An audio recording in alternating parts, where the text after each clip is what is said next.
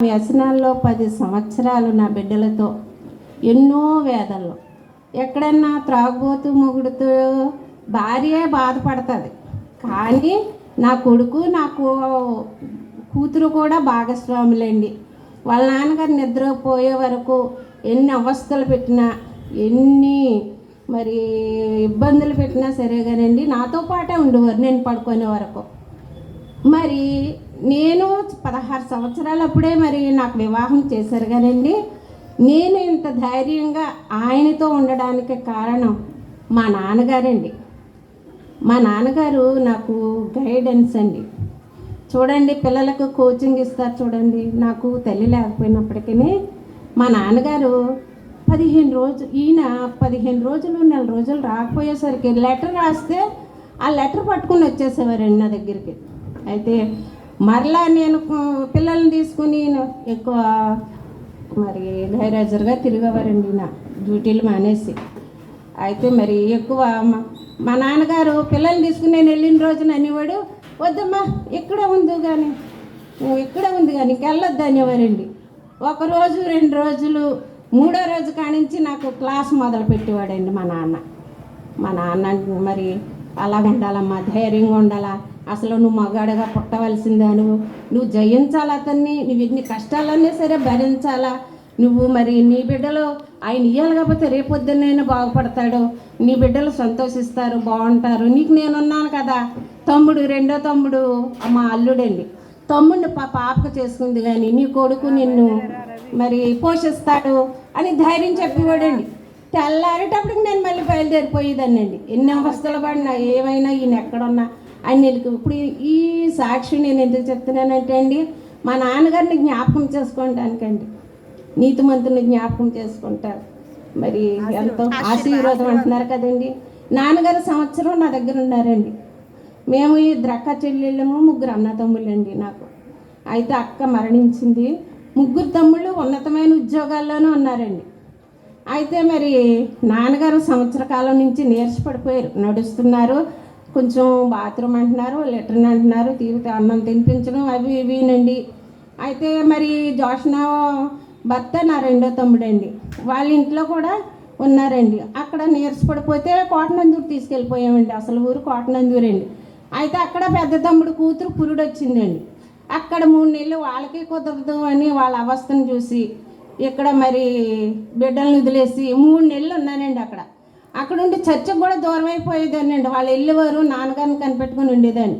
ఈ 3 నెలలు అనుకునేదాన్ని, నా ఇంటికాడ ఉంటే నేను చర్చికి వెళ్ళొచ్చు, ఈయన చూసుకుంటారు, మరి మా ఇంటికే తీసుకెళ్ళిపోతాను. జోష్న వాళ్ళు మరి ఇల్లు కొట్టుకోవడానికి వీళ్ళు తిరుగుతున్నారండి. వాళ్ళకమ్మో 3 కొడుకులు ఉన్నా సరే అయినప్పటికీ వాళ్ళకమ్మో పురటాలు ఉంది.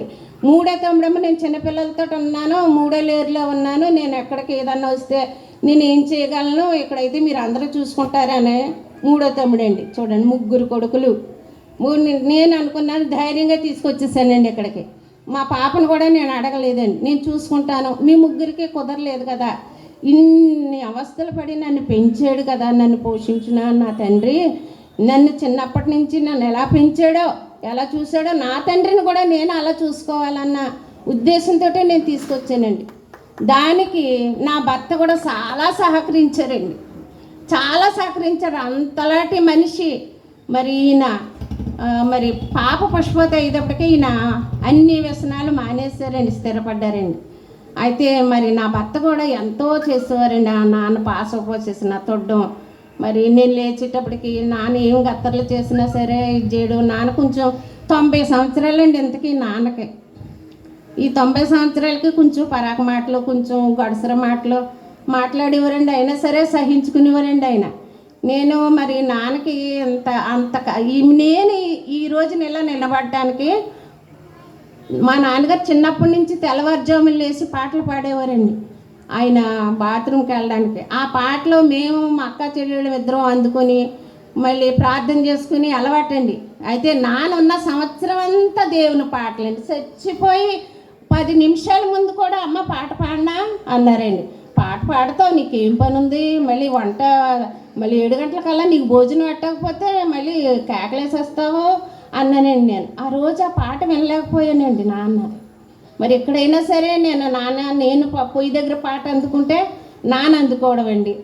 ఇద్దరు అలా పాడుకునేవాళ్ళం అండి. మరి సంవత్సరం నేను ఎలా ప్రార్థన చేసుకుని 3 కొడుకులు ఉంటే 10 మంది కొడుకులు ఉంటే ఇదిగో ఈ దశలో మరి ఎవరో ఇది ఉంటారో ఎవరికైనాను 90 సంవత్సరాలు దేవుడిచ్చాడు. నేను ప్రతిరోజు ప్రార్థన చేసుకునేదాన్ని. ముదుము వచ్చే వరకు ఎత్తుకున్నవాడని నేను అన్నావు కదా తండ్రి, నా తండ్రిని ఇప్పుడు వరకు నువ్వు ఎత్తుకున్నావు తండ్రి, జీవించినంత కాలం నువ్వు అలాగే ఎత్తుకో ప్రభువా నా తండ్రిని, మంచాన పడకుండా నా తండ్రిని ఆరోగ్యంగానే నీ సన్నిధికి తీసుకో తండ్రి అని నేను ప్రార్థన చేసుకునేదండి. అది తప్ప ఒప్ప నా కొడుకైతే నువ్వు అలా చేయడానికి నీకేం హక్కు ఉంది, దేవుని చిత్తం అనేవాడు. దేవుని చిత్తం కదా, దేవుని మనం అడగాల. నా తండ్రి మరి మంచాన్ని ఉంటే నేను చూడలేను, నన్ను పెంచిన విధానం అప్పటికే అంత ముసలి నేను పెద్దదాన్ని అయిపోయాను, అయినప్పటికీ మా నాన్నలాగా అయిపోయాడు అనుకున్న వేదన ఉండిపోయేదండి నాకు.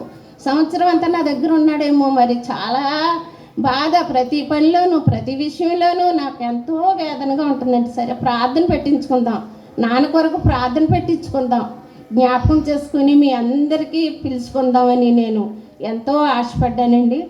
అయితే మరి నాకు ఇంత ధైర్యం, నాకు ఇంత ఓర్పు, సహనం, ప్రేమ అన్నీ మా నాన్నే నేర్పించారండి. నా బిడ్డలు నేను పెంచడానికి కారణం మా నాన్న ఇచ్చిన గైడెన్స్ అండి నాకు. మరి నా బిడ్డలు కూడా చిన్నతనం నుంచి ఎంతో క్రమంగా పెరుగుకుంటూ వచ్చారండి. మరి అలాగే మరి జోష్నాన్ని బట్టి దేవునికి ఎన్నో వందనండి. మరి నా బిడ్డల్ని ఎప్పుడు నేను దేవుని అర్పించుకోలేదు, కానీ తనంతట తానే ప్రార్థనలు చేసుకుంటూ ఆ ఫోన్లో మాట్లాడితే తిట్టివాళ్ళమండి. అత్తమాట ఫోన్లో ఉంటావని వాళ్ళ నాన్నగారు ఎటు, నేను ఎటు, మా తమ్ముడేటి అందరం అలాగే అనుకునేవాళ్ళం. కానీ అమ్మ ఏం చేస్తుందో ఏంటో మాకు తెలిసింది కదండి. మొన్నటి వరకు 2 సంవత్సరాల క్రితం వరకు మాకు తెలియదండి ఈ ప్రార్థనలు చేస్తుంది, ఈ ఫోన్లు వస్తున్నాయి అని మాకు తెలియదండి. విసుక్కునేవాళ్ళం, అర్ధరాత్రి వరకు ఫోన్లు చేస్తామని. కానీ దేవుడు తన పట్ల కూడా ఎన్నో మేళ్ళు చేశాడండి. తన సాక్షిని తను చెప్పుకుంటుంది. కానీ మరి కుమార్తె విషయంలో కూడా ఎన్నో మేళ్ళు చేశాడండి. అనుకున్న రీతిగా దేవుడు నా కుమార్తెను పట్టుకుని మరి విదేశాలకు వెళ్ళడానికి కూడా ఆయన కృప చూపించాడండి. ఆయన కృపలో వాడుకుంటున్నాడండి. మేము ధనధాన్యాల కోసం మేము ఆశించలేదు, కానీ తన జీవితంలో ఎన్నో ఒడిదుడుకులు, తమ్ముడని చేశాను, మేనరకం వల్ల మరి ఎన్నో అవస్థలు పడ్డామండి బిడ్డల విషయంలో కూడాను. అయినప్పటికీ దేవుడు ఎంతో ధైర్యం ఇచ్చి నన్ను నిలబెట్టి బిడ్డలను కూడా నిలబెట్టాడండి.